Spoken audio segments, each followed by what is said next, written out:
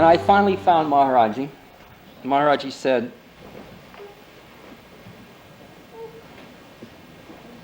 "What are you doing here?" I said, "Maharaji, I can't stand my impurities. You got to save me. I just can't stand it." I said, "I'm not pure enough to do whatever it is I'm supposed to do." So he hit me on the head and he said, "You will be." Well, in guru talk, that's big stuff, you know. I mean,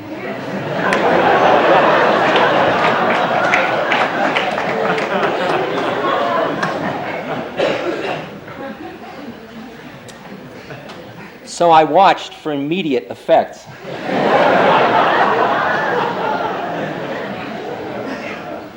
But not a hell of a lot happened. And a few months later, I said, "Maharaji, you promised me."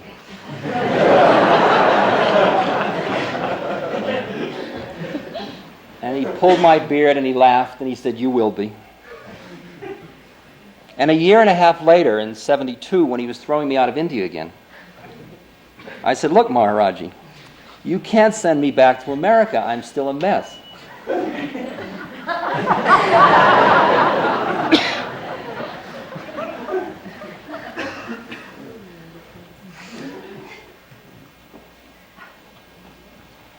And he said, "Here, eat this mango."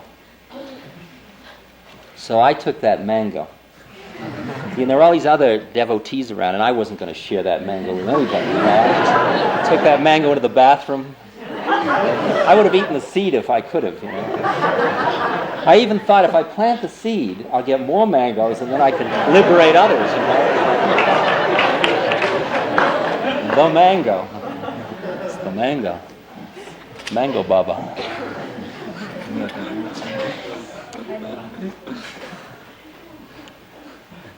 And nothing happened.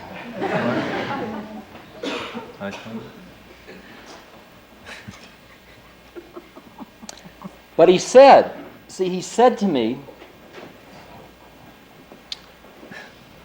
one day I said to one of his Indian devotees, I said, "Maharaji can't send me back to America because I'm really liable to screw up other human beings' lives, and I don't mind screwing up my own karma. I don't want to do it, but I really don't want to screw around with other people's karma. And, he's legitimizing me and then sending me into the lion's mouth, and I may screw up, and I don't really want to hurt other people." And this man came back saying, "Maharaji said he'd never let you do anything wrong in America."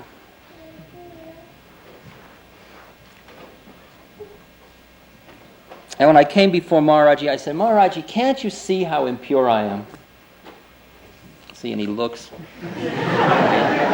And he looked up and down and all around. He says, "I don't see any impurity." Well, he said something, and the translator said, "Maharaji doesn't see any impurity." Later I learned, by the way, all the time I thought Maharaji was saying what the translator said. This is very far out, just an aside, see. Turns out that Maharaji was one of the most foul-mouthed people in existence. He used to be known as Latrine Baba, and he called everybody sister fuckers, and he used to talk about us that way, but the Indian devotees didn't want to hurt our feelings, so they translate. He'd probably say, "Get that sister fucker out of here," and the translator would say, "Maharaji says you're looking very well."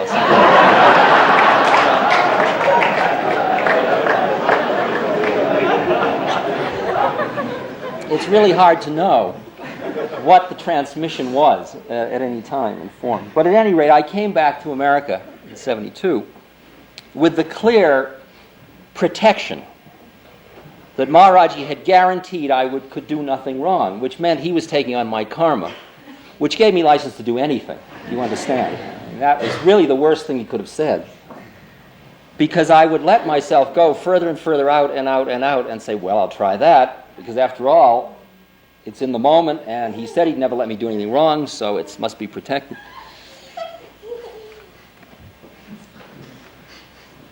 Now, it wasn't all, it's not all quite that horrible, you know. Because what was happening to me was that the purity of the yearning of the people that came towards me, my Boston accent, towards me, elicited from me something that wasn't what I still was. You understand? It took out of me something more than I was. In other words, somebody would come forward who really wanted God or really wanted liberation. And that stuff in me, that worldly stuff, just couldn't function. It was like their purity of their desire was a demand upon me that pulled out of me stuff that was higher than I was, if you will, or higher than I acknowledged myself to be, because I was so busy feeling identified with my desires, with my lust, with my anger, with my unworthiness, with all the stuff you're identifying with, for the most part. Not all of you at all moments.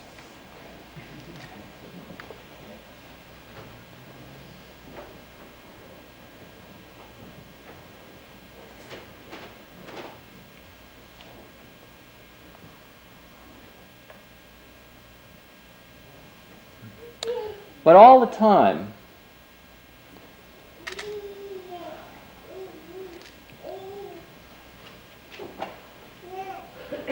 this is very interesting, by the way. I've never given this kind of a lecture in years now. There's something about the intimacy of this room that's making it into a hanging out scene for me. You know?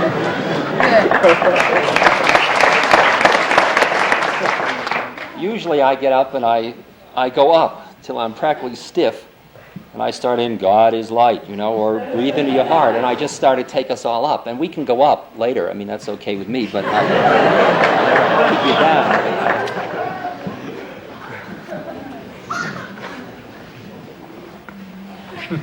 You couldn't know what you're laughing at. Beautiful laugh.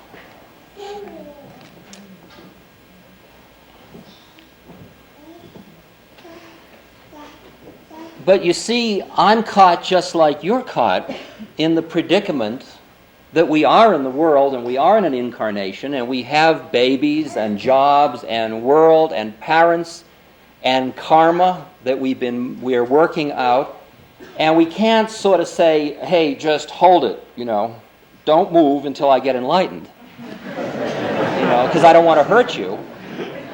You got to stay in the stew and keep working. And it's impure, but what can you do? That's just the way it is.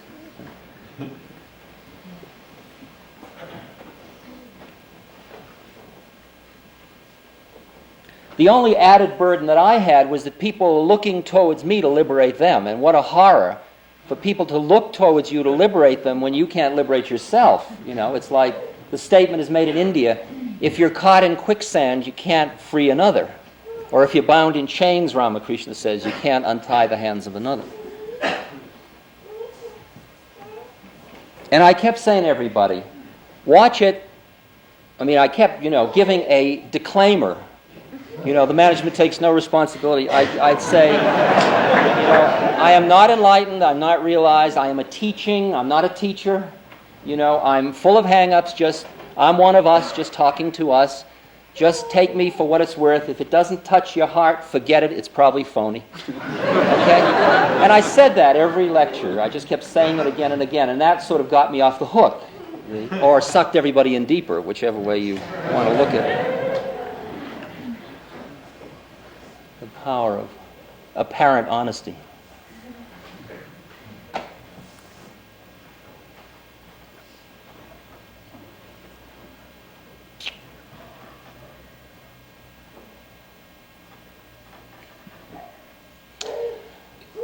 Around 1970, this is 6. I guess it was the summer of 74. I was at Naropa Institute in Boulder, Colorado, giving a course in the Bhagavad Gita.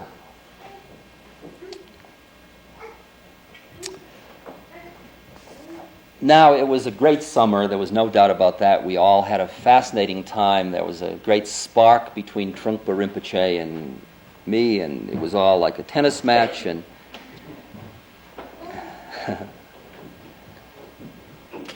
I understand from Rolling Stone he referred to me as an arrogant, confused charlatan going in the wrong direction. That's a true mark of respect I take from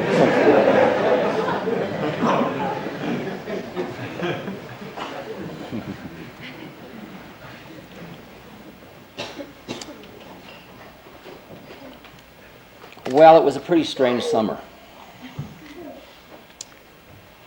And by the time I had finished it, I had decided that I had taken enough people down the Primrose Path, and I couldn't stand it anymore, and I was going to get out. It was just too heavy. I just felt that what had happened was, you see, I didn't understand, and I still don't understand. I had no idea who Trungpa is, but he was obviously a tantric teacher of some sort. And I couldn't quite assess how far out Tantra gets. And a lot of the things that were going on in the Institute were, I was having to keep swallowing my nice Jewish middle-class righteousness and say, well, it's for the greater good, and he's just burning stuff out of people, and it's all great teaching. And it might have been, it might be, it may be well, I don't know. But I was getting uneasy because I was going beyond where my heart was clicking. It wasn't clicking for me. And I can get pretty far out when I'm working with an individual, but it's got to always click along the way now. I understand what that means. Do you hear what I'm saying? It's like there are a lot of things that by the book you'd say, oh no, don't do that. But at some moment it'll click and it's okay to do it, while a moment later it wouldn't be all right to do it, or a moment before it wouldn't have been all right to do it. And the scene wasn't clicking for me. So I decided to go back to India. I don't know why. My guru was dead. And though I intellectually said, dead Schmed, where can he go? You know, it's like he's just dropped his body. You know, it's no big deal. Because in 1972, one day, I was sitting in the courtyard opposite him. He was on the other side, and there were all these devotees sitting around him, rubbing his feet, and they'd give him apples, and he'd throw them at apples, and he'd talk to them, and it was that kind of loving, bhakti, delicious, rich kind of hanging out with the guru. If you've ever been in it, you know what I'm talking about, and if you can't, it's like it's a great night by the fire, where you're all cuddly. And it's really soft and loving and warm. And the only thing is, it's all connected with liberation, right? Not just sensual gratification. So it's a little different quality, but other than that, it's that same feeling of at-homeness. And the time stops and you're just in a delicious space.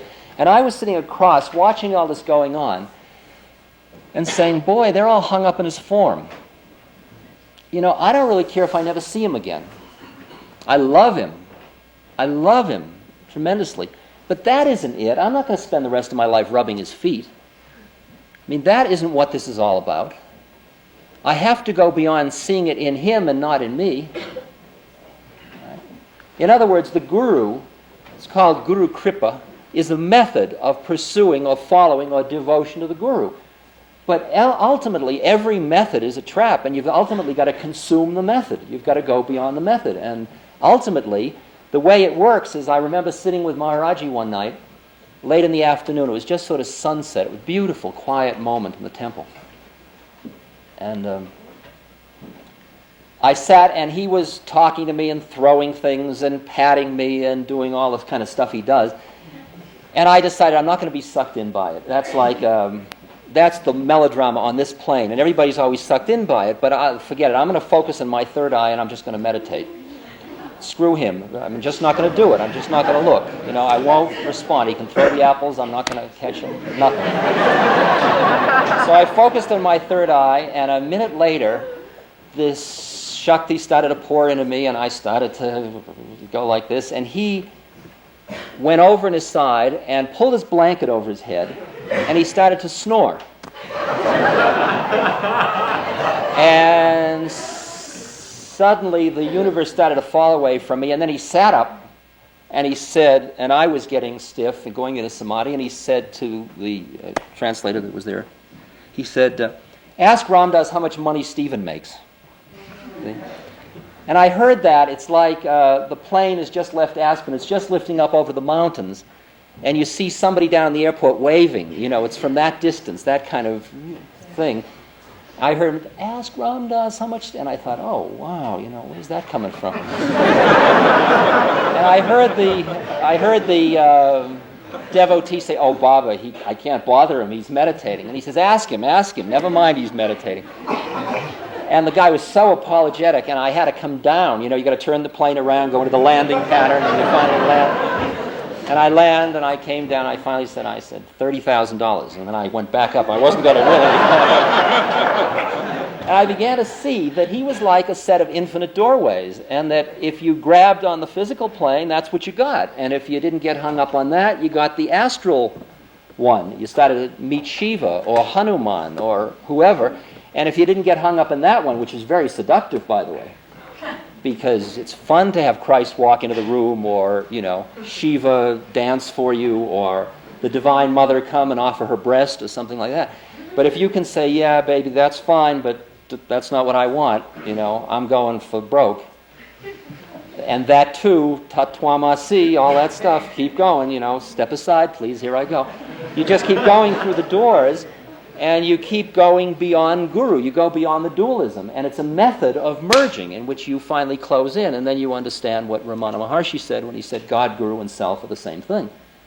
That it's just a vehicle of love and opening, and through the love of the beloved, lover, beloved, you merge. It's like an orgasm, and you merge into union, except it's not an orgasm in time, which is what our genital sexual orgasms we generally find.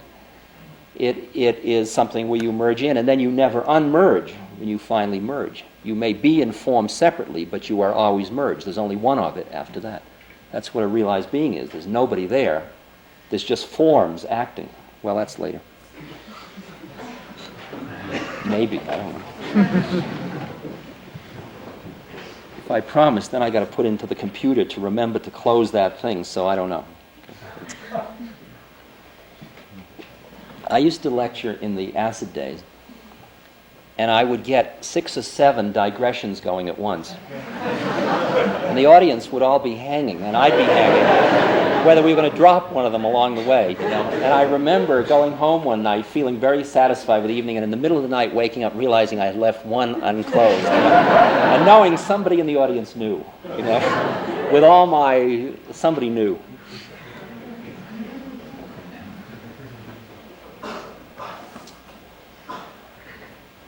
And so as I sat looking at Maharaji across the courtyard,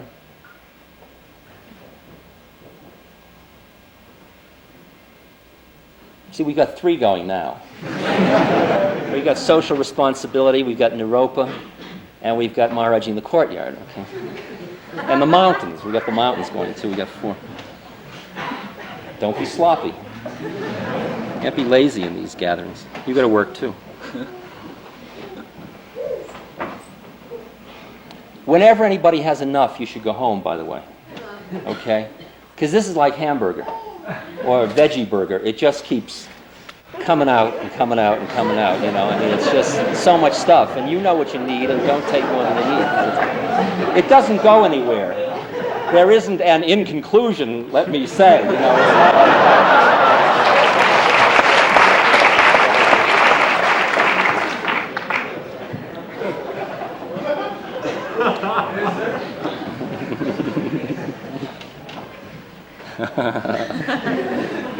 we are.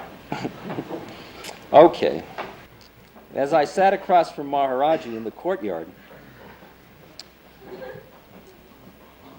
and I thought, I don't need him. You know, what am I doing hanging in this? I've got dysentery. You know, I've lost 40 pounds. I'm sitting here. All I'm being fed is puris cooked in grease and potatoes. You know, and I'm rubbing the feet of this man, if I'm lucky, 5 minutes a day. You know, And here I am, I'm 40 years old. I mean, what is this? You know, like, how long does this go on? Is this, you know? And I suddenly saw that the method was more far out than that. And I was ready to let go of that form of it. And I thought to myself, it really doesn't matter whether I'm with him or not. And at that moment, I saw him lean over to this old Indian devotee who came running across the courtyard and got down on his knees and touched my feet, which surprised me. And I touched his feet, which is, you know, we out-touch each other's feet. And I said, why did you do that? He said, well, Maharaj, he said, go touch Ram Dass's feet because he and I understand each other perfectly. Right? He's saying, you're right, baby, don't get hung up. Don't get caught in the form. And it was true. Every time I came to visit him, he always threw me out. All the other people he let hang in. I hated them. 3 months he'd have me on pilgrimage. And I'd come back and I'd come in on the train at 6 in the morning. 4 in the morning the train would arrive. Indian trains always arrive in the middle of the night. You understand? And then you get a ox cart or something, rickshaw from the station. And the temple opens at 6 and you get in and you finally see him and he says, you walk in and you're home. You're at the feet of the Guru. And you fall at his feet and he says, go to Delhi. Oh my God, I just got here. You know, is there no rest? You know?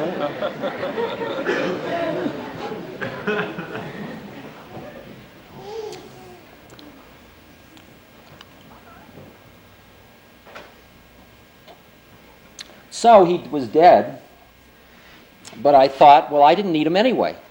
But that was a bit of a head trip. You know, in my gut, I was still like working out the grief reaction and the feeling of loss and the feeling, this is a church, I guess I should.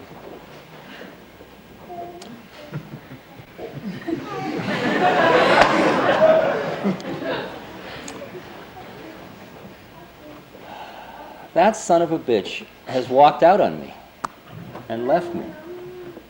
You know, and that isn't fair.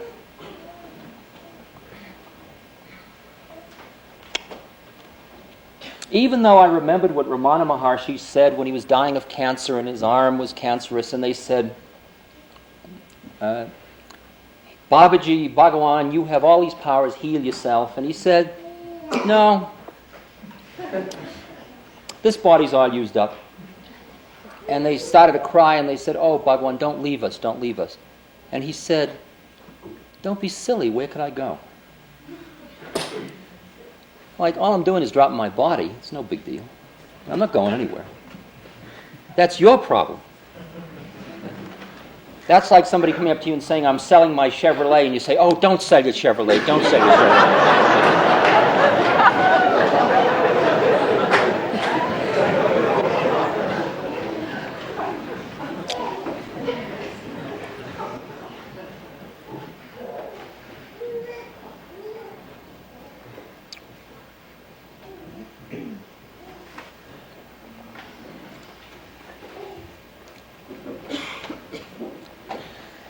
So what I was doing was I was going out, and I would sit and meditate with Maharaji, and I had his pictures, and I had his pictures in my car and in my bedroom and my puja room, and I talked to him all day long, and I did his mantra, and I was just feeling his presence all the time.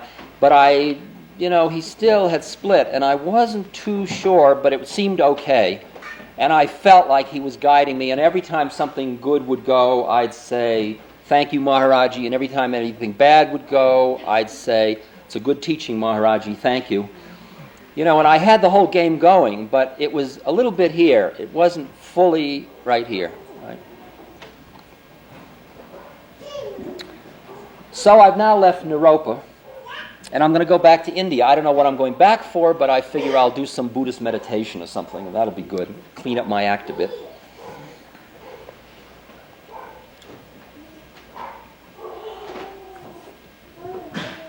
And I was trying, even in America, I was doing things like in the spring before I went to Naropa, I had been on tour with Allen Ginsberg raising money for Naropa. And we ended up, at one point, we were in Santa Fe. And we had a number of days before our next gig in Albuquerque. And You're not supposed to call them gigs. You're supposed to call them spiritual gatherings.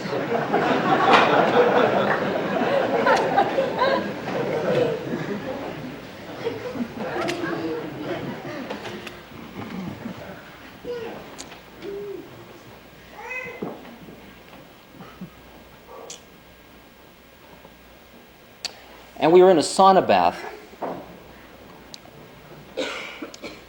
And there was a Tibetan nun and Alan and a boy with Alan. And there were about 8 of us. I think Bhagwan Das was there. And we were all sort of lying in this bath, sauna bath, just hanging out, going out in the sun, coming back into the bath.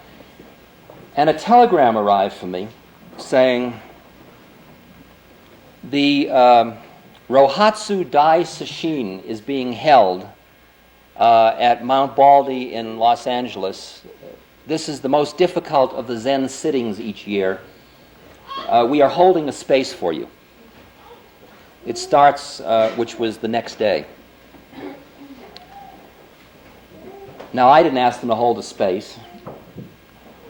And I thought, wow, I don't want to go sit in a Zen sesshin for 9 days. I don't think I could do it anyway. So I called them up and I said, thank you very much, but that's not for beginners and I'm a beginner. And they said, oh no, you could do it. There was my ego saying, you could do it. And it was a girl, the abbess was a woman. And the way she said it. So I was on a plane going to Los Angeles.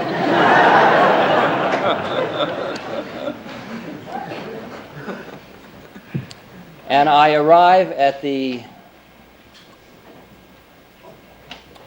Zen place, and here I've made this sacrifice. I've left the sauna bath, flown to Los Angeles, go up to this cold mountain outside of Los Angeles, and I'm met by a guy in a black outfit with a clipboard, shaved head, and I expect, oh, Ram Dass, we're so happy you could come. I expect a little bit of ego feeding, Das, Ram, you will be in bunk 6. Here is your uniform, Brother John will show you how to put it on, and you're to be in the Zendo in 6 minutes, something like that. Okay, baby, I'll play, and I go in and I set my bunk up, and you're not supposed to look at anybody or talk to anybody. And I go and sit, and they got this guy that walks back and forth with a stick, see? And most of you may know all this routine. You got to sit like this. And if you tilt, see, or if you do anything, like this, anything, he comes up to you, and he's a Korean. He comes up to you and he bows. Uh-oh. And you bow. It's got you.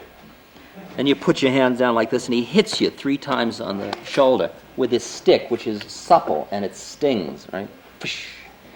And then you go over on this side, and he does 3 on that side, and then he bows, and you bow, and you go like that.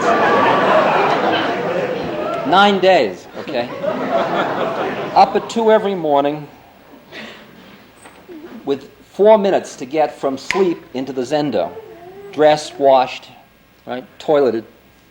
You can't imagine what it's like in the pitch black with all these beings in black outfits, rushing to toilets, toothpaste, Zendo, and you get in and at 2 in the morning and it's cold up there and it snowed. And your sinuses, I was getting sicker and sicker and the sinuses were draining, And so you go, and you'd hear, shh. And if you did it twice,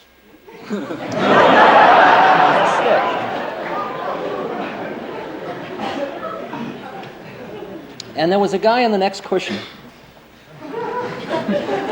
They never beat him, see? But everybody beat me all the time. See, they took turns. We all took turns carrying the stick, and I never beat anybody because, well, I beat somebody now and then. There was always some scapegoat we all beat, I was the second one of those, I was always trying to find the teacher being sloppy. That was my whole goal. If I could just find, just once, if I could get that Korean.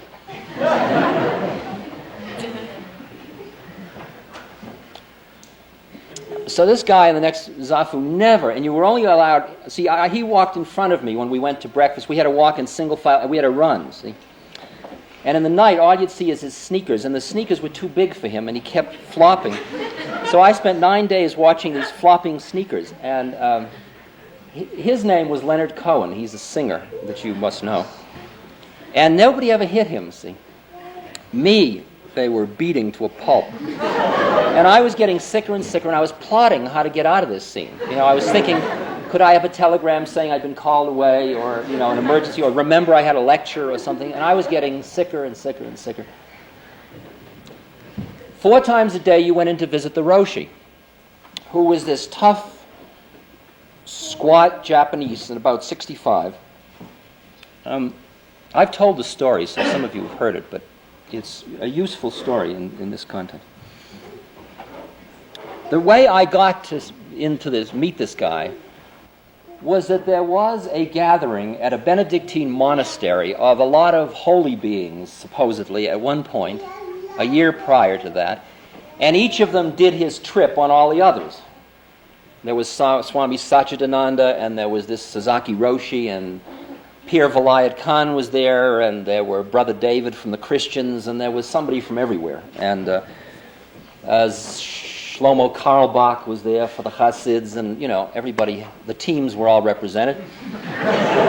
And there was a time when we were all sitting, Sesshin, and I was sitting next to Swami Satchidananda, and Sasaki Roshi was walking back and forth, and he'd given us the koan, how do you know your Buddha nature through the sound of a grasshopper, a cricket? Because there were crickets outside. And so when it came my turn, and we were taught how to get in and bow a certain number of times and all, and you sit down, and you sit in, it's called Dokusan, you come in, you sit down, and he's got a bell and a stick, see? And doctor, how you know your Buddha nature through sound of cricket? So I knew that was the koan, see, and I'd been sitting out there waiting for my turn, thinking, now how would you know your Buddha nature? See, you're not supposed to do that, but I figured, what the hell, you know. So I concluded that the best thing to do when he asked me that was to hold my hand up to my ear, which is what Milarepa does, see, listening to the sounds of the universe outside his cave. And I figured, here is a Jewish Hindu in a Zen Buddhist scene. I'll give him a Tibetan Buddhist and my chips and go. I can be a good yoga teacher. It's enough already for this lifetime. I don't have to be realized. Forget it. I'm getting sicker and sicker and madder and more just bored and disgusted. Finally, about the 4th or 5th day, I'm walking up to see this guy, and I haven't solved this one koan I've been given now for 4 days. And I'm standing up there, and I think, I don't give a what the answer to that koan is. Screw this whole scene. I've had enough. It's all... And I walk into him, and I sit down, and he says, doctor, how you know? And he gives me the thing. And I say, good morning, Roshi. Like, let's cut the crap, Roshi. Good morning. Enough already. Doctor, you are becoming a beginning student of Zen.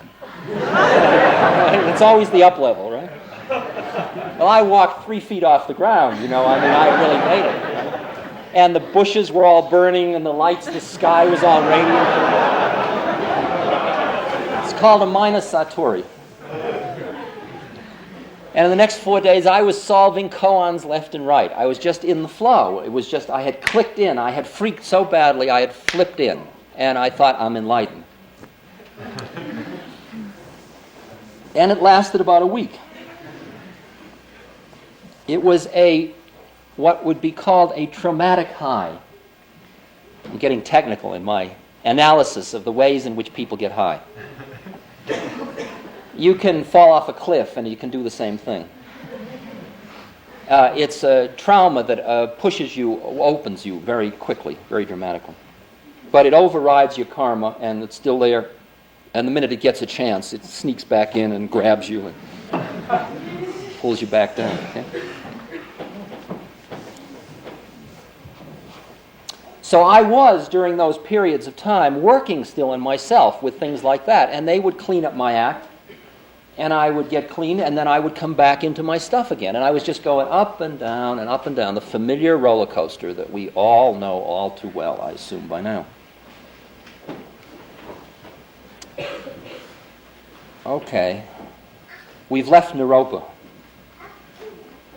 We're going to go back to India, because nothing's really working. It's all getting better, it's getting clearer, but it still hasn't flipped around. I'm still an unworthy phony who has moments of holiness. Okay? I'm not a holy being, a being of the Spirit who now and then falls. You understand that distinction? Okay? It's just which foot you're unbalanced on. If you imagine a wheel with a hub in the center, and the hub is liberation, and the wheel is the wheel of births and deaths, and your weight is on the foot on the births and deaths, and now and then, through intense trauma or sadhana, or the love of the guru or something, you can flip over and get some weight into that foot, and you get, and you see who you are, and it's all beautiful, and then you're off balance, and you go back on that foot, because that's home. It's like, I ought to meditate. See, that's that one. Then later, the thing hopefully flips. And then your weight is here, and you're doing that, and you say, I ought to stop meditating and do the dishes. Right? You got that? I mean, that's the flip over, okay?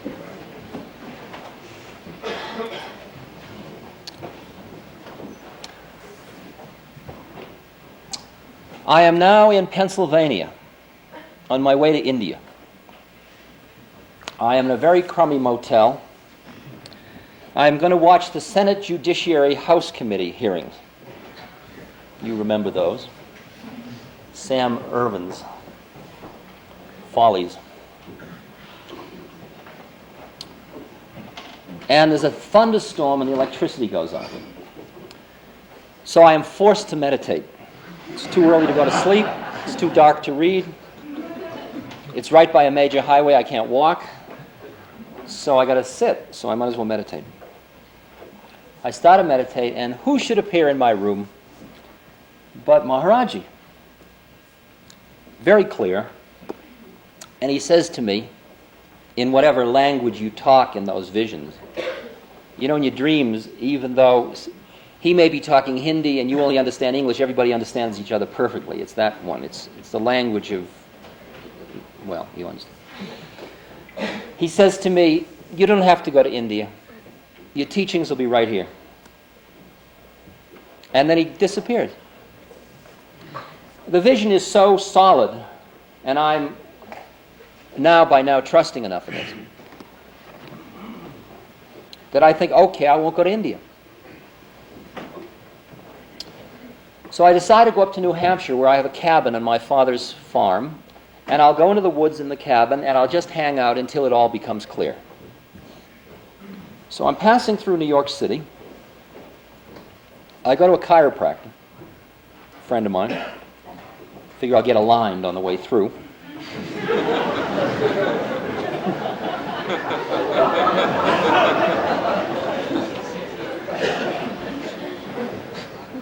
I have to keep showing you I'm real.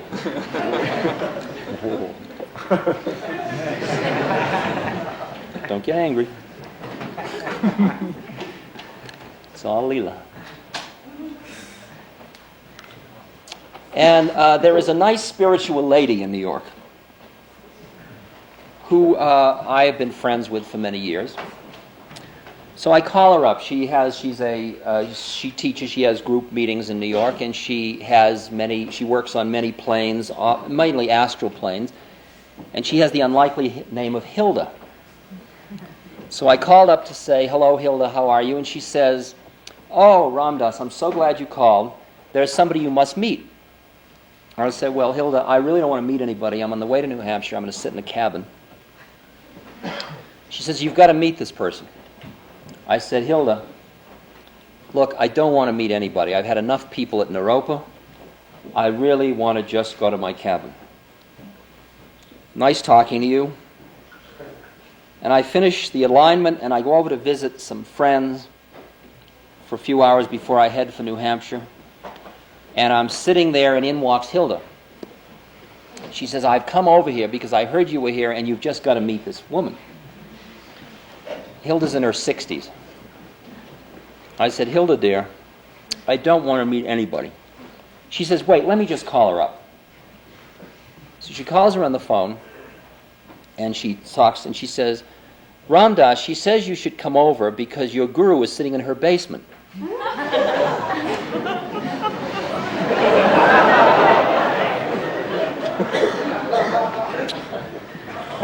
Well, though I knew all about spiritual materialism, she had me. So the next day I went over to Brooklyn. Was brought into a very middle-class house right next to a lot of other houses just like it. Brought down into a basement with a television and linoleum and very kind of garishly decorated. And there is sitting this woman. Long, long, long false eyelashes. Heavy mascara and eye shadow. Low dress. She looks like Gina Lola Brigida in Never on Sunday. That quality. Right? Long, dark hair down to her waist. Very attractive, but peculiar because she is sitting there in samadhi. Okay? But like, man, really in samadhi. I mean, I have a chance because Hilda says, go ahead and test if you'd like, dear. See, they're playing with me. Go ahead, dear. So I'm doing my whole routine. You go to push her and it's like a stone. It's like a marble statue. There's no life in it at all. I look, pulse, no heartbeat. You go under with a mirror, no breath, nothing, you know. Eyes rolled back. Very weird. I mean, you know, like of all the models you have of what spiritual teachers are going to be like, you know, you expect an old man in a blanket in the Himalayas, but what is a woman like with, you know, in Brooklyn? I mean, it's too unreasonable, you know. And she comes, finally, Hilda touches a brooch that has a mantra in it on her chest, and she finally slowly comes back down to earth, plane. She opens her eyes roll back down, she opens them and she loosens up and she looks at me and she says, I'm sorry about this language, but I've just got to be straight, and I know it's a church, but this is all concerned with God at some level. She looks at me and she says, what the fuck do you want?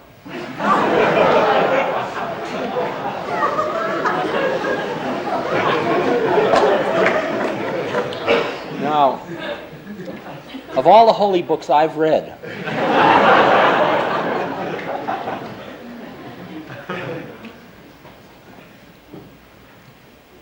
so I said, so Hilda said, this is Ramdas, dear. She says, I don't give a damn who he is. She says, does that fat man belong to you? Get him out of here. And I look over, and there is a blanket with nothing on it, of course. So I said, well, I don't know whether that particular fat man belongs to me or not, because I can't see him.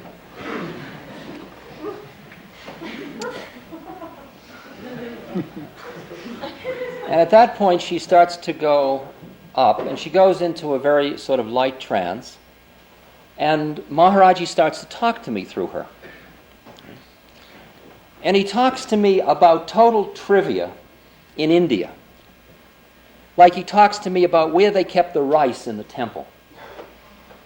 Something that I would never talk about in America, that this woman would have no way of knowing about, that Hilda didn't know about, that nobody, you know, it's just that or a little detail of a thing where a sadhu was thrown out of the temple and I protested and what I said and who walked around the corner of the courtyard, and he's telling me all this stuff, and there's no doubt at all that's who it is. Not even a possibility that it's being hyped, because there's just no way in that one. Okay, he's got me. He said you'd receive your teachings in America.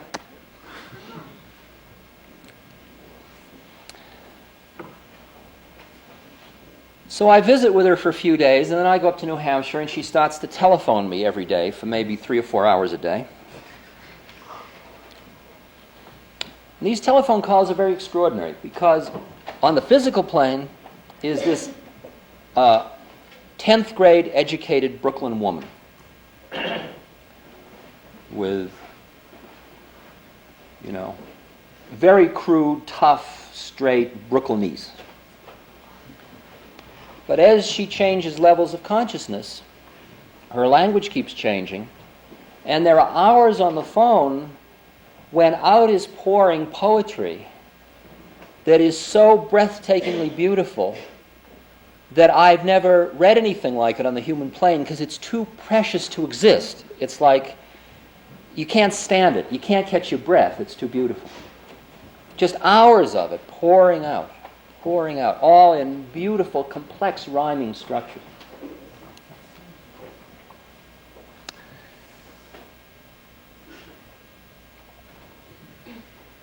And she's starting to give me teachings.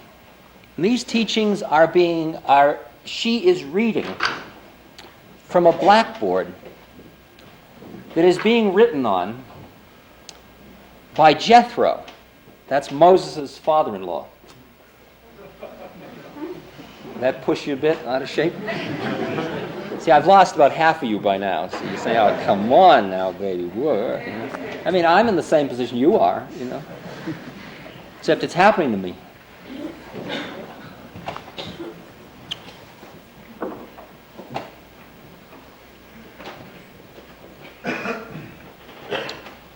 That was in August, and I visited her again in September and again in October for a few days each time. December 9th, I moved to New York. She put me into a place to live, and I just surrendered my life to her. She was my teacher.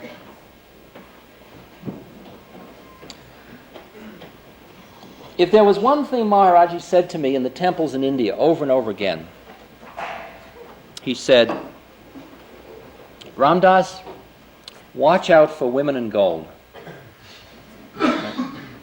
And I'd be in the back of the temple and they'd say, Maharaji wants to see you, and I'd go running up and I'd come before him and he'd say, Ramdas, Kanchan Kamini, women in gold. I'd say, yes, Maharaji. Jao, go away. Do this 5 or 6 times a day.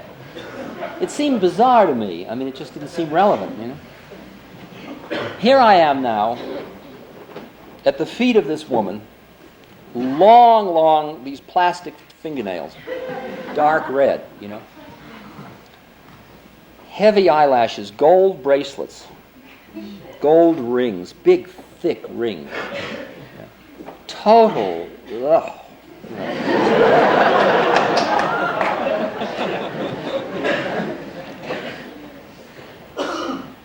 And we are spending all of our time trying to keep her on the physical plane. She's in a traditional Italian family, so her husband expects she's going to take care of the house. So you get these calls, see, she says, I'm washing the floor. I think I'm doing it all right. But she says, there's this guy standing in the kitchen. He's got 8 arms. Can I ask him to help me? Right? Or would it be an insult? See, it's like, you got to understand how complicated this is. See, because she's new at the game, see? And because how it happened to her is very bizarre. This is only a few months into her scene, see? She's not a yogi from the Himalayas in this lifetime. She's a Jewish girl married to an Italian truck driver. She's got 3 kids and a Cadillac. They've made it big, right? And it's a tough scene, and she's a tough woman, and she has always been, like Gina, like Never on Sunday, that kind of purity quality, that kind of innocence that's tough innocence. Do you know what I'm talking about? The kind of innocence, innocence that is, you see not in the same personality structure, but the kind of innocence you touch in somebody like Billy Budd, or in James Dean in East of Eden, or that kind of, quality I'm talking about? It's like childlike innocence, but it's in an adult neurotic pattern, okay? But it's always still innocent.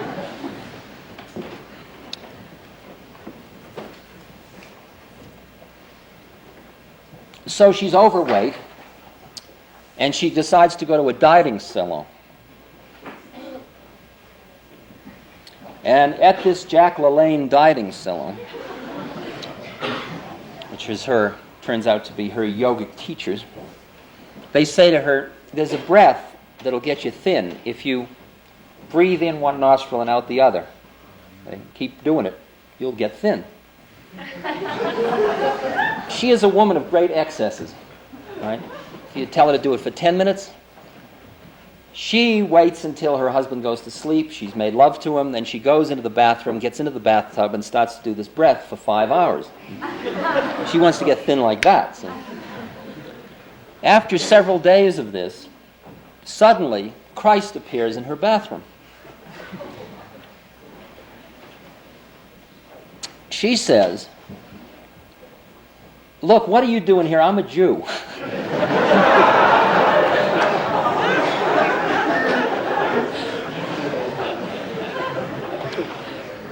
But he is very incredibly beautiful, and she experiences so much bliss that all day long she can only think of how to get back to that bathtub to do this breath in the hopes he'll come again.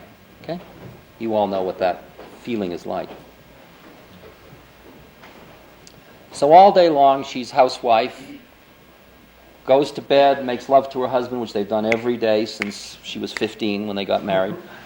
And then runs into the bathtub as soon as the first snore starts, gets into the bathtub, starts doing the breath and waiting for Christ to come. He comes twice and he says, I'm only going to come one more time. Comes the third time, and there's a lot of other side stories which I'm sure will in time come out, but I'm not going to tell them now because I'd like to keep something, I don't know what.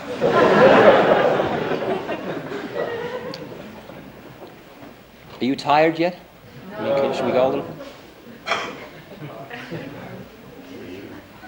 No. Just as long as I don't have to rush, I don't get tired. I mean, if I have to seduce you, I get tired. But if I don't, it's just like a ball-bearing wheel. It just keeps going. Because I'm just reflecting with you about all this stuff. I don't understand most of it. I mean, there's not an object lesson here, as I told you.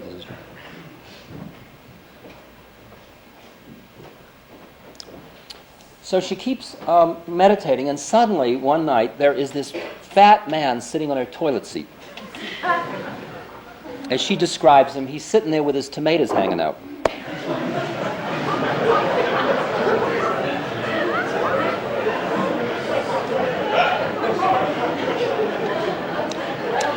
This is my teacher. It could only happen in America.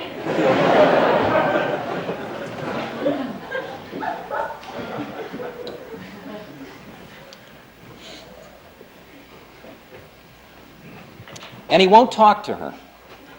And she's freaked because he's sitting there, and she grabs a towel and puts it over herself. She's sitting naked in the bathtub. And after that, every night she goes into the bathtub, taking a bath with a nightgown on. And her husband, who controls the whole scene totally, Italian, Sicilian, she's got to sneak the nightgown into the washing machine quick, because if he found a wet nightgown, she'd have to explain, and, it's all.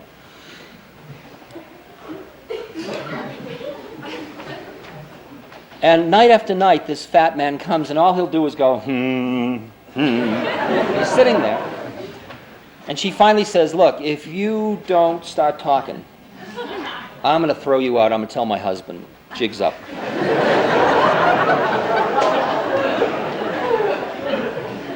So he starts to teach her, and he's really tough. He hits her in the belly, and she sits like this, and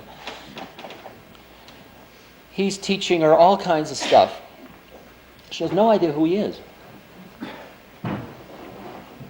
She's got a girlfriend who's into yoga. And she's talking to her girlfriend about it. Her girlfriend says, there's somebody downtown in New York who might know. So she goes and she tells about the description of this guy, and they say, oh yeah, that's Swami Nityananda. He was Swami Muktananda's guru, and he was also the guru of this woman, Hilda. And he died in about 1964. And Swami Nityananda was a very far-out guy, by the way. He was the guy, there's that lovely story I love to tell about him. He used to have roads made around between poor villages, and he'd say to the workmen when they were going home, he'd say, on your way home, pick up any rock, and under the rock will be your 2 rupees. Not any other rock, just whichever rock you pick up first, right?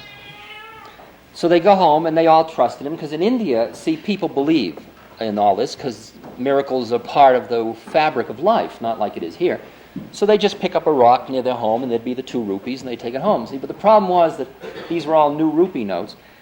So one day the police lieutenant, I guess, and his sergeant arrived, this police inspector, I guess, and he said, Babaji, I'm sorry to bother you, but he said, there's some confusion in our minds about these rupee notes, because they're all brand new rupee notes, and we don't know where they're coming from.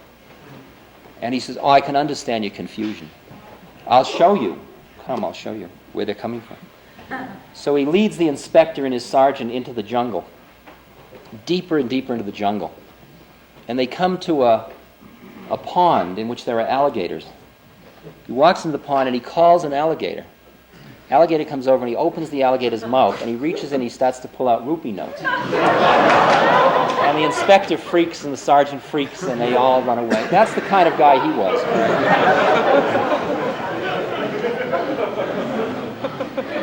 A merry prankster.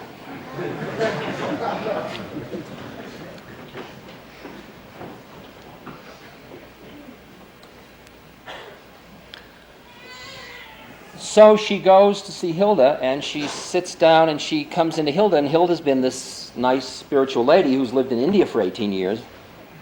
And this gal, Joya, calls Hilda, and she says, I don't even know how to talk to a holy lady. And she comes over to see her, and she goes in to see Hilda, and Hilda just touches her, and Joya goes into samadhi for the first time. Okay, so that's the beginning of it, and that's only about 3 months before I meet her. And what's happening is she's going up into these high states. If you've read any of Edgar Cayce's stuff, you know how he'd go into these other planes and all this stuff would come out of him, and then he'd come back into the physical plane, and he didn't know what had happened. And there's this discontinuity between planes of consciousness. And that was what was happening. She'd go up into these planes, and then she'd come back down, and she didn't know what had happened, so she didn't get any benefit from it on this plane. You understand? But we would get this incredible benefit from all this stuff that would pour out of her from these other planes of consciousness. So the only way her husband would allow her to even have a candle or a holy picture was in the bathroom. So the bathroom got so that you couldn't find a space on the wall that didn't have holy pictures, and there were candles, and the kids were freaking. The 15-year-old boy, hey Ma, how can I bring my friends here? What kind of a weird scene is this? And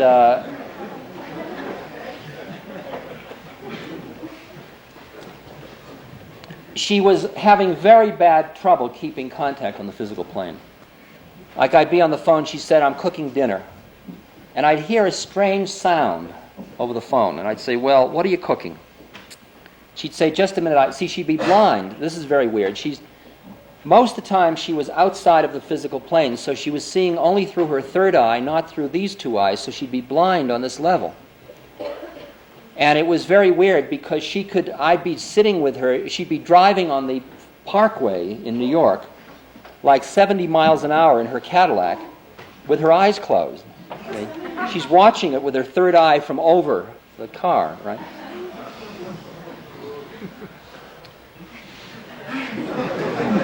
I'm pushing you, I know, but I figure I had to go through it. Why shouldn't you?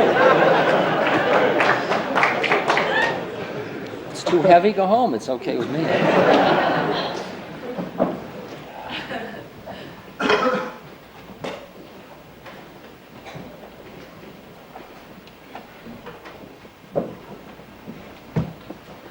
So I said, there's a funny sound. What is it? She says, well, I'm cooking. She said, just a minute, I'll tap my forehead and see.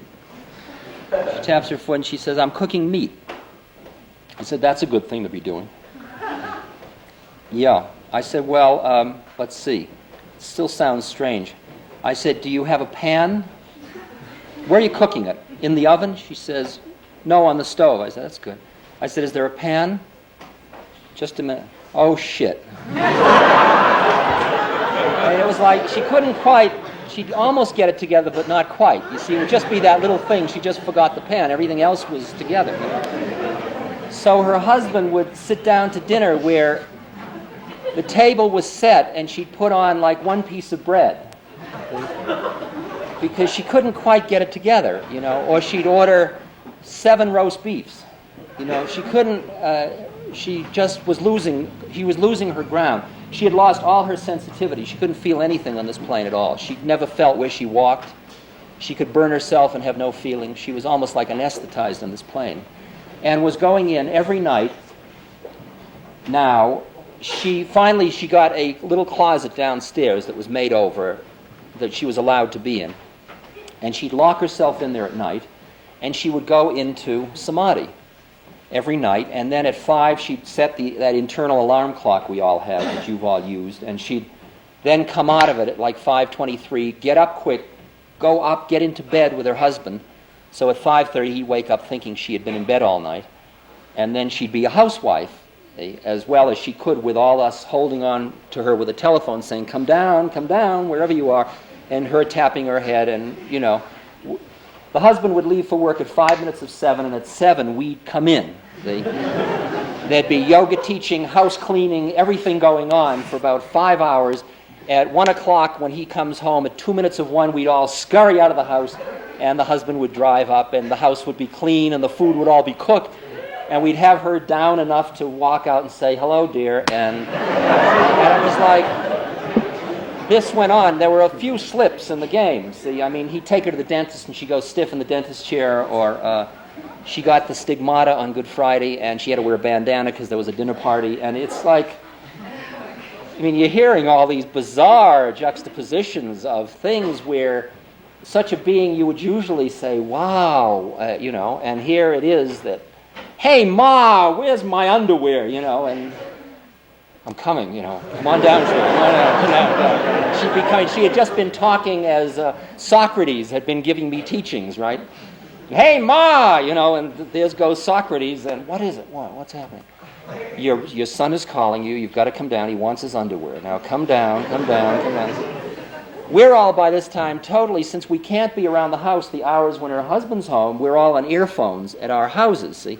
We've had the telephone company put in earphones because we're sitting there like 7-8 hours a day. Because her whole connection to reality are these telephones. So my life is getting very peculiar because I have to get up every morning at 5 to be at her house at 7. And the last telephone call usually ends as she goes into samadhi at 2 in the morning. Okay? So I'm functioning like for 8 months on 3 hours sleep a night. All day going. Like this. Get there at 7, teachings all morning in which she's taking me up into higher and higher states, into samadhi states. Then I'm in a samadhi state, you know, and I'm just getting stiff, and I'm out, and I'm in this incredible plane of consciousness, and she says, somebody comes in and says, quick, her husband's coming. And it's, that's more worse than how much money does Stephen make, you know, because you got to get down, get up, get out, get into your car, and remember it's a car. I mean, first of all, start the engine and drive away. And this, you've got to understand that you've got a choice of either deciding the whole scene is totally out of control and totally insane, or this is the essence of tantric teaching. You understand the choice? Because if it's the essence of tantric teaching, you're being forced to keep it together. You're being forced to go up and down and keep the planes, and you're not being allowed, and you're constantly... And as far as some moments I'm thinking, the husband and the kids don't really exist. They're all astral shades, and the whole thing has been created as a teaching, right? Right? And this is all Maharaji's dance, and there isn't any such scene. And I'm sure if I drove by here on an off day, that house there's probably a lot, an empty lot there. Something else, I don't know. It's too unrealistic from where I'm sitting.